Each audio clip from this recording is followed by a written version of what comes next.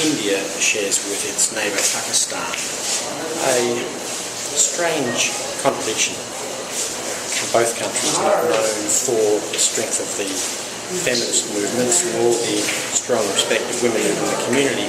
Both had very strong, powerful female prime ministers. In the case of India, it was Indira Gandhi, and this was the sari she was wearing when she was assassinated. These are the gardens of Indira Gandhi's home. She was Prime Minister of India for 15 years, over 2 terms before her assassination.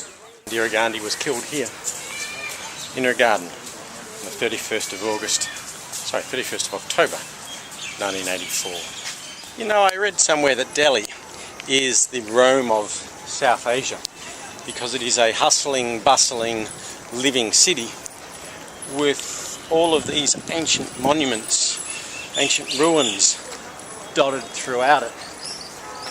Now, like when you come to the Colosseum and you get awed, imagine what it would have been like rocking up here in the 1700s on the back of your camel and seeing that. We're now in Rajasthan. We've got the Amber Fort and we've got the Jaigarh Fort. Both classic examples of Mughal architecture that we're going to go and have a look inside.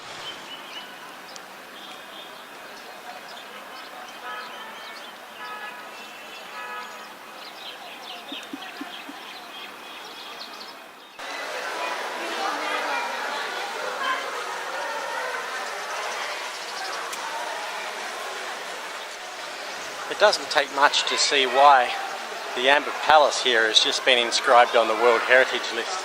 I mean, it's just magnificent. The marble here is a mixture of Indian and Italian marble. This is the largest mirror gallery in India, and the mirrors come from Belgium. All built in the late 1500s, or started to be built in the late 1500s, finished in the late 1600s. So over 100 years to build. Just one thing about the Amber Palace here, it's decorated a lot by these wonderful frescoes. But unlike Italian frescoes that are painted just with paint, the colours of these were achieved by grinding semi-precious stones, rubies, gems and those sorts of things. And that's why none of these have been renovated since they were painted back 500 years ago. Grinding up semi-precious stones to make paint. You have to be rich.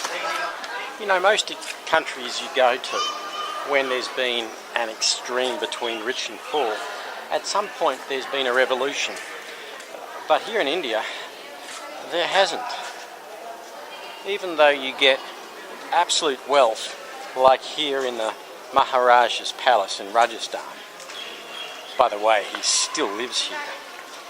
And the enormous amount of poverty that you see around the place, like in some of the photographs. I mean, you admire the architecture, but you shake your head at what it says about the society here that had happened. I've just been in a slum, a little village outside Jaipur, taking pictures and having some fun with some local village kids. And then you come somewhere like this, and it really does make you wonder about the morality of some people who will live like this, surrounded by so much poverty. You know, a lot of people say when you go to these famous things that you have heard about from childhood, you go and you're underwhelmed by them. And I was warned about the Taj Mahal. I had friends come to visit this place and they said it's underwhelming, it's not as big and as good as you think. They're wrong. This is an impressive building.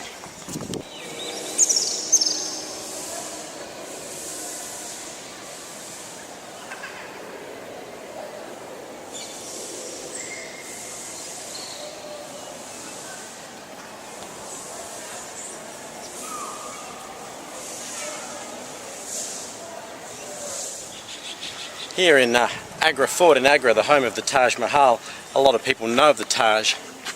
But of course, this is Agra Fort, which has got a wonderful blend of red sandstone and white marble, also inscribed on the World Heritage List. Behind me is the Hall of Public Audiences. And like a lot of the Mughal architecture in these old historical buildings, it's a lot more grand in person than it appears on screen. Boy, these Mughals built some good stuff.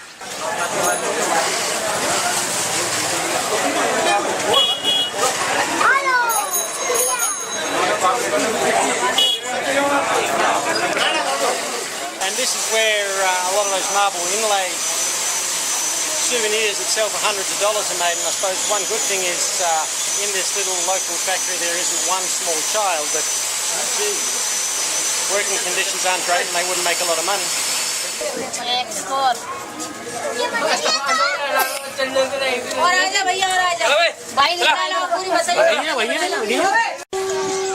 Here's another juxtaposition of India. This is the wonderful Mughal palace, the Agra Fort, and directly opposite is this slum living area. Let's go have a chat to some people.